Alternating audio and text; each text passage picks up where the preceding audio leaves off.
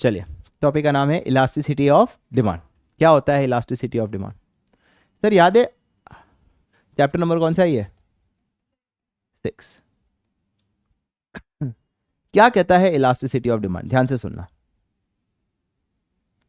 Sir हमें यह पता है कि प्राइस बढ़ने से डिमांड क्या होगी, बताइए? कम, है ना वंश? प्राइस बढ़ने से डिमांड क्या होती है बताइए? कम। मैं तुम्हारे सामने दो प्रोडक्ट लेता हूं, ये प्रोडक्ट और ये प्रोडक्ट। दोनों के प्राइस 10% बढ़े तो दोनों की डिमांड गिरेगी, वी ऑल नो दैट। पर क्या दोनों इक्वली गिरेंगे? कुछ ज्यादा गिर सकता है, कुछ कम गिरेगा। तो वो कितना गिरेगा उसको मेजर जब हम करते हैं, उसी को हम क्या कहते हैं गाइस? Come on, elasticity. उसको मेजर करने को ही क्या कहते हैं गाइस? Come on, elasticity. तो ये क्या कहता है बताइए? It measure, it what? Measures the change, या हम वर्ड लिख सकते हैं रेस्पॉन्सिवनेस। मतलब कितना क्वांटिटी डिमांड में रेस्पॉन्ड आया, द रेस्पॉन्सिवनेस इन व्हाट?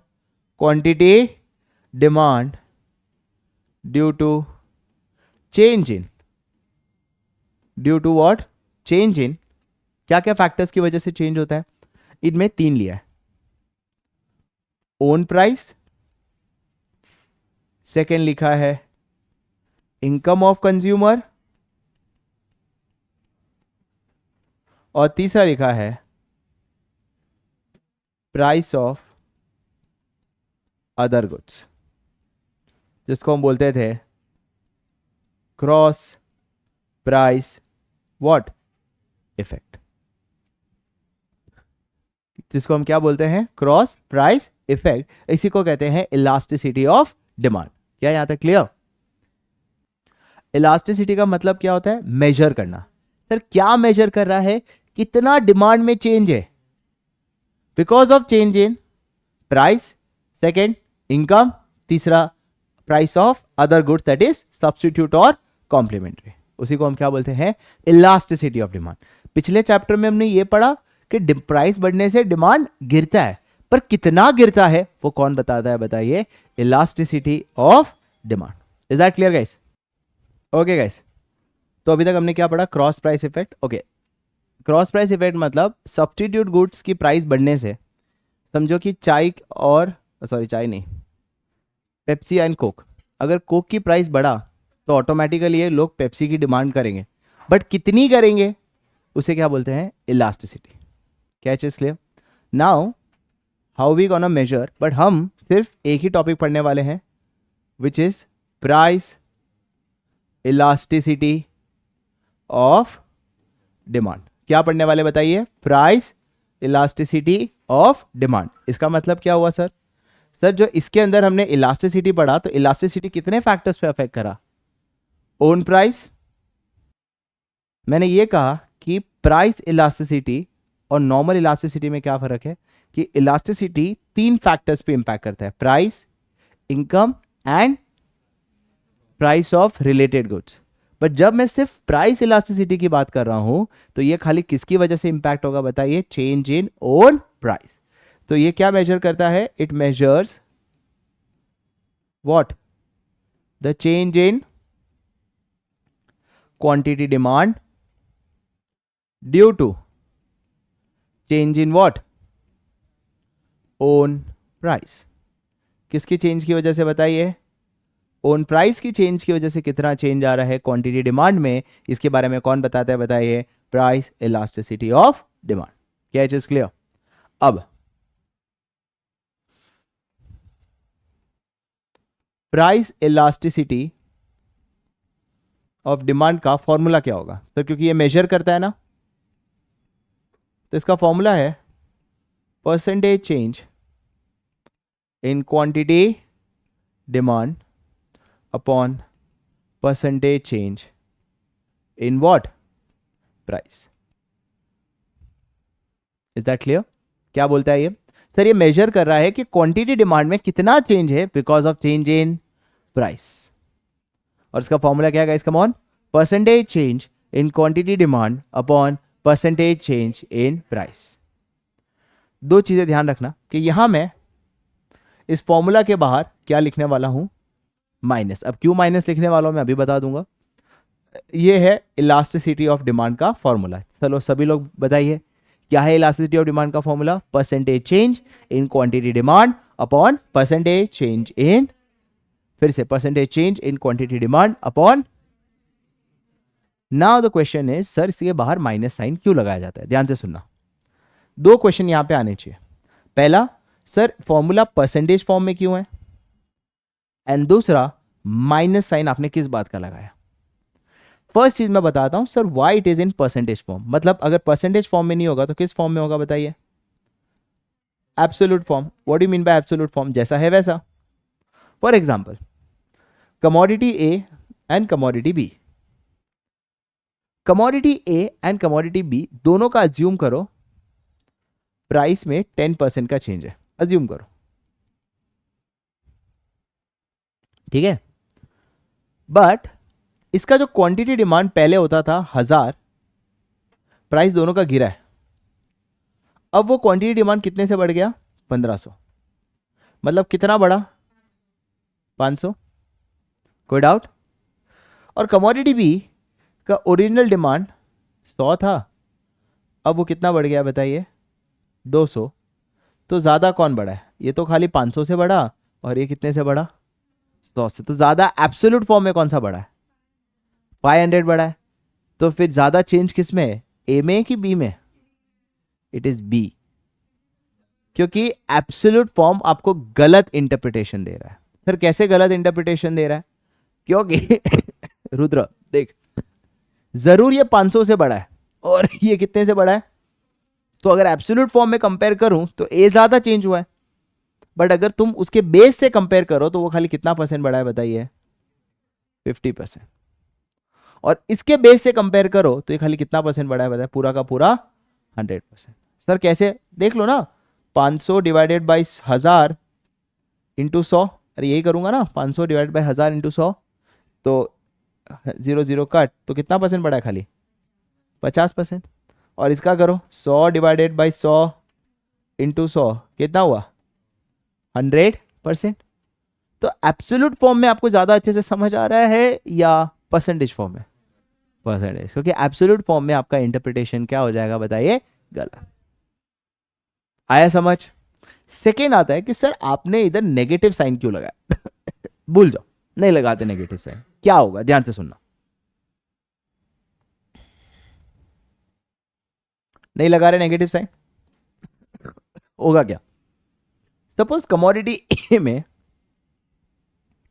दोनों में 10% का प्राइस बढ़ा, दोनों में क्या हुआ, दोनों commodity A as well as commodity B, दोनों में कितना परसेंटेज फॉर्म में बढ़ा 10% के फॉर्म में। क्वांटिटी डिमांड जितना चेंज आया ना ए में, वो आया 30% गिरा, कितना परसेंट गिरा, तो जब गिरता है तो हम क्या साइन लगाएंगे, माइनस ही आएगा ना, क्योंकि अगर गिरता है तो नेगेटिव और बढ़ता है तो राइट।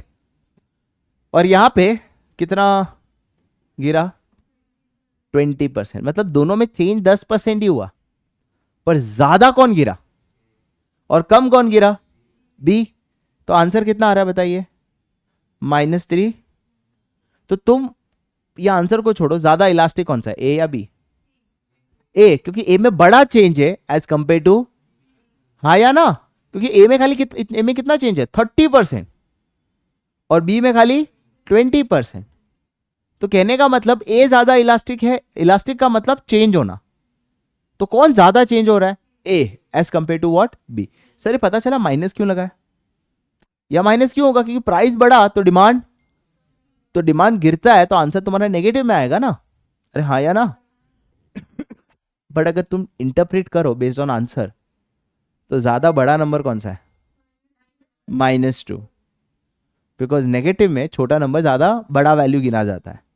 तो आपका इंटरप्रिटेशन क्या हो जाएगा गलत, क्योंकि नेगेटिव वाइज कंपेयर करूं तो -2 इज बिगर देन -3, पर ज्यादा इलास्टिक कौन सा है, मतलब ज्यादा इलास्टिक कमोडिटी ए है, पर आंसर के हिसाब से ज्यादा इलास्टिसिटी किसकी बता रहा है, इसीलिए मुझे आंसर में बाहर क्या लगाना पड़ रहा है बताइए माइनस, ताकि आंसर किस में आए, आंसर किस में आए ताकि हमारा इंटरप्रिटेशन क्या रहे, सही। कितने लोगों को समझ आया? हाथ उठाए, जिसको नहीं आया ऐसे करे। कोई है जिसको नहीं समझ आया? क्या ये सबको समझ आ गया? बक्का? राइट? सबको आया समझ? नहीं आया? यस। तो प्राइस गिर जाएगा ना ब्रो, तो आंसर तो नेगेटिव में आना ही है, यही मैं नेक्स्ट बताने वाला था। तो जरूरी थोड़ी क्वांटिटी डिमांड गिरे, क्वांटिटी डिमांड बढ़े तो प्राइस गिरेगा, क्योंकि प्राइस और क्वांटिटी डिमांड का कैसा रिलेशनशिप है बताइए। तो एक का आंसर तो नेगेटिव आना कंपलसरी है, और जब एक का आंसर नेगेटिव आएगा तो तुम्हारा आंसर नेगेटिव आएगा, तो तुम्हारा इंटरप्रिटेशन गलत हो जाएगा। इसीलिए फॉर्मूला के बाहर क्या लगाया जाता है बताइए? माइनस। तो देखो फॉर्मूला में हमने दो चीजें सीखी। पहली चीज ये सीखी कि सर आप फॉर्मूला के बाहर माइनस क्यों लगाते हो, क्योंकि अगर मैं माइनस नहीं लगाऊंगा तो मेरा इंटरप्रिटेशन क्या हो जाएगा? गलत। बिकॉज प्राइस और डिमांड का रिलेशनशिप कैसा है? इनवर्स। तो आंसर आपका हमेशा नेगेटिव आएगा, और नेगेटिव में आपका इंटरप्रिटेशन क्या होता है? गलत। To make the answer in positive हम फॉर्मूला के बाहर क्या लगाते हैं बताइए? माइनस। समझ आया गाइस? क्लियर हुआ? और दूसरी चीज मैंने क्या कहा, एक तो माइनस के फॉर्म में, और दूसरा मैंने क्या कहा कि आंसर हमेशा किस फॉर्म में लिखोगे? परसेंटेज, क्योंकि एब्सोल्यूट फॉर्म में आपका इंटरप्रिटेशन क्या हो जाता है? गलत। Is that clear guys? समझ आया? तो सभी लोग बताइए, बताइए प्राइस इलास्टिसिटी ऑफ डिमांड का फॉर्मूला क्या है?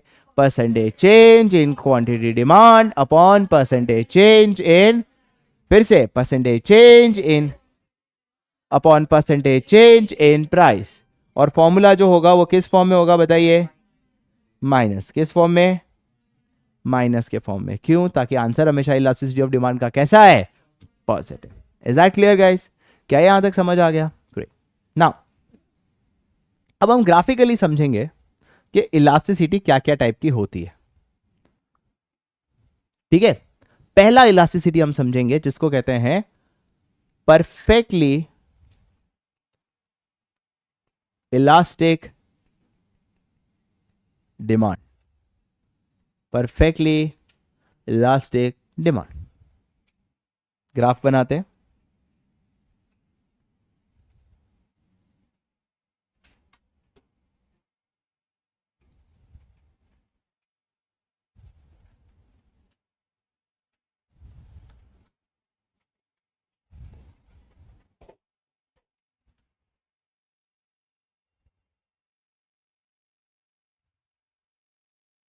यहां पे होती है प्राइस, और यहां पे क्या लिखा जाता है? क्वांटिटी। और ये तुम्हारा एक डिमांड कर्व बन रहा है। सर ये कैसा डिमांड कर्व है? डिमांड कर्व तो हमने डाउनवर्ड स्लोपिंग पढ़ा है। ये एक डिमांड कर्व है। इस डिमांड कर्व को हम नाम देते हैं हॉरिजॉन्टल डिमांड कर्व। क्या नाम देते बताइए? Horizontal demand curve, which is parallel to what? Parallel to x axis. Sir यहां तक क्लियर? तो कैसा डिमांड कर्व है बताइए? Horizontal demand. अगर इस डिमांड कर्व को ध्यान से देखो तो इस डिमांड कर्व में क्या हो रहा है? सर इस डिमांड कर्व में क्वांटिटी में चेंज दिख रहा है, बट किस में चेंज नहीं दिख रहा है बताइए? प्राइस में। क्वांटिटी में चेंज है बट प्राइस में चेंज। तो raise your hand, what will be its elasticity of demand? जिसको भी इसका आंसर पता है, raise your hand. What will be its elasticity of demand? हमने अभी फॉर्मूला सीखा था, percentage change in quantity demand upon percentage change in price elasticity of demand का फॉर्मूला है। मेरा क्वेश्चन है, what will be its elasticity of demand when there is no change in price? Price में जब कोई change नहीं हो, elasticity of demand का आंसर क्या होगा? Raise your hand. गलत, गलत। Very good, it has to be. Good job bro, book से देख के सब बोल सकते हैं। सुबह जब गाइस इसका फॉर्मूला देखो, इस फॉर्मूला में चेंज किस में हो रहा है बताइए? बट किस में चेंज नहीं हो रहा है? तो anything defined by zero will always be what? किसको समझ नहीं आया हाथ उठाए, ये ऐसा करें। सबको समझ आया? क्योंकि प्राइस में जब चेंज नहीं हो तो नीचे डिनोमिनेटर जीरो होगा, और जब डिनोमिनेटर जीरो होगा तो आंसर क्या आएगा बताइए, इनफाइनाइट, राइट। तो इसका इलास्टिसिटी ऑफ डिमांड कैसा होगा बताइए, infinite, because there will be no there will be no change in quantity, sorry, in price, irrespective of change in what, quantity demand। Sir ऐसा कब पॉसिबल होगा, ऐसा कभी होता है डिमांड में चेंज हो रहा है बट प्राइस में चेंज नहीं हो रहा, ऐसा क्या होता है, ऐसे कौन से प्रोडक्ट में होता है, तुम सबने वो एक्सपीरियंस किया हुआ है बट तुम याद नहीं कर पा रहे हो। नहीं, वैक्सीन में तो प्राइस ही जीरो।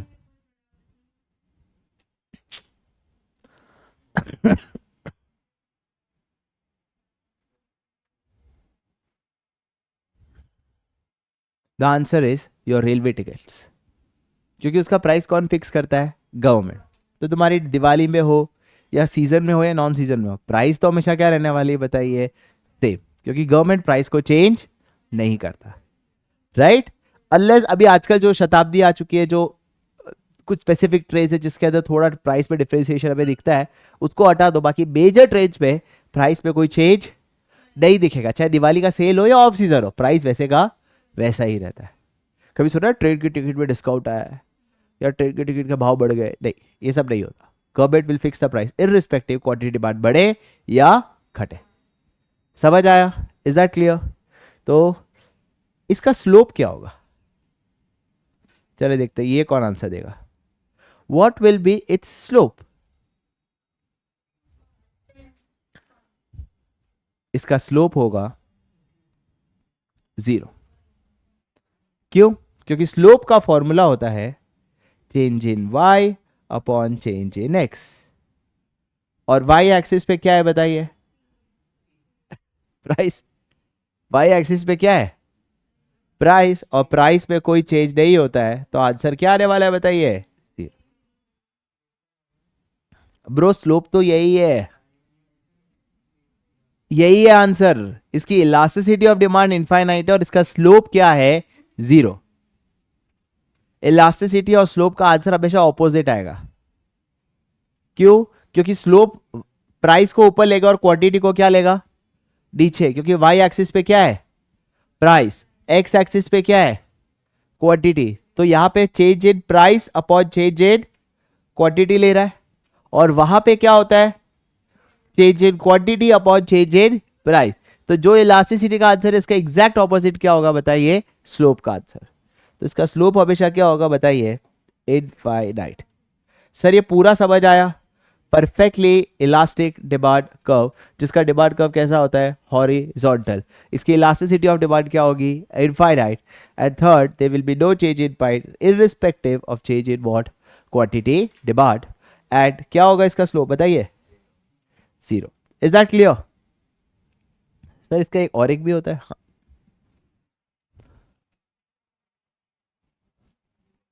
perfectly inelastic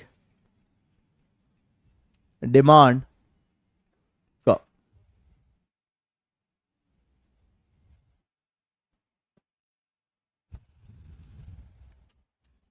कैसा लाइन होगा बताइए, स्ट्रेट लाइन नहीं होती है हर चीज ब्रो, वर्टिकल लाइन। यहाँ पे प्राइस और यहाँ पे क्वांटिटी, इसको बोलते हैं वर्टिकल स्ट्रेट लाइन। किसके पैरेलल होगी बताइए, पैरेलल टू वाई एक्सिस। इसमें किस पे चेंज नहीं होगा, no change in what, quantity, irrespective of change in what।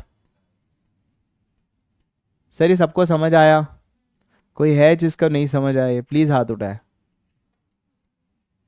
इसकी इलास्टिसिटी ऑफ डिमांड क्या होगा बताइए, जीरो। सर इसकी इलास्टिसिटी जीरो क्यों होगी? क्योंकि सिंपल है, this is zero, percentage change in quantity demand zero, तो आंसर भी क्या आएगा? If numerator is zero answer will be zero, if denominator is zero then answer is infinite. This is the basic maths जिसको हम undefined बोलते हैं maths में. चलिए इसका स्लोप क्या होगा? क्यों? क्योंकि इलास्टिसिटी और स्लोप का कैसा रिलेशन है बताइए? इनवर्स. अब सवाल है सर ये पॉसिबल कहाँ होता है? देखो ये बहुत रेयर पॉसिबल है, पर मैं तुम्हें बताता हूं ये कहाँ पॉसिबल है. ये वहां पॉसिबल है जहां एक कमोडिटी की सिर्फ लिमिटेड यूसेज है और उससे ज़्यादा क्वांटिटी खरीदने की आपको ज़रूरत नहीं है. मैं एग्जांपल देता हूं जिसको हम बोलते हैं इकोनॉमिक्स में इनएक्सपेंसिव गुड्स. सर क्या होता है ये inexpensive good? Inexpensive essential goods. For example आपके घर में मैच बॉक्स है. अब एक घर में मैक्स पूरे साल में 12 मैक्स बॉक्स की जरूरत है, उससे ज़्यादा नहीं चाहिए. तो 12 मैच बॉक्स के बाद प्राइस कितना भी बढ़े या प्राइस कितना भी गिरे, अब बढ़े तो क्या होगा? सब बढ़ने से फर्क नहीं पड़ता क्योंकि 12 ही चाहिए और उतना एक्सपेंसिव है नहीं कि मैं प्राइस क्वांटिटी डिमांड को क्या कर दूं, गिरा दूं. और अगर प्राइस गिर गए तो इतनी थोड़ी मैच बॉक्स खरीदूंगा, घर थोड़ी जलाना है, मुझे तो उतनी जरूरत है जिससे मेरा काम हो. तो ऑटोमेटिकली प्राइस बढ़े या गिरे मैं खाली कितनी डिमांड करूंगा बताइए? 12. समझ आया? देखो जैसे जैसे इनिशियली प्राइस गिरेगा डिमांड बढ़ाऊंगा, बट एक लेवल के बाद मेरी डिमांड क्या हो जाएगी बताइए? एक लेवल के बाद क्या हो जाएगी? कांस्टेंट. गिराऊंगा क्यों नहीं? गिराऊंगा क्यों नहीं? क्योंकि प्राइस, क्योंकि सर इतना इनएक्सपेंसिव है कि फर्क और बढ़ाऊंगा क्यों नहीं? क्योंकि सर उससे ज्यादा जरूरत नहीं है, क्योंकि मैच बॉक्स की एक लिमिटेड यूसेज है, थोड़ी कोई पूरा घर भर दोगे मैच बॉक्स से. Is that clear? तो वहां पे ये डिमांड कर्व कैसा बनता है बताइए? Perfectly inelastic demand curve, जिसका लाइन कैसा है बताइए? Vertical straight line. There will be no change in what? Quantity demand. And इसकी इलास्टिसिटी ऑफ डिमांड क्या होगी guys? Come on, zero. But slope क्या होगा बताइए? इनफाइनाइट. समझ आया? क्लियर है? तो आज हम यहीं तक करने वाले हैं. आज मैं तुम्हें जल्दी छोड़ रहा हूं. Is that clear guys?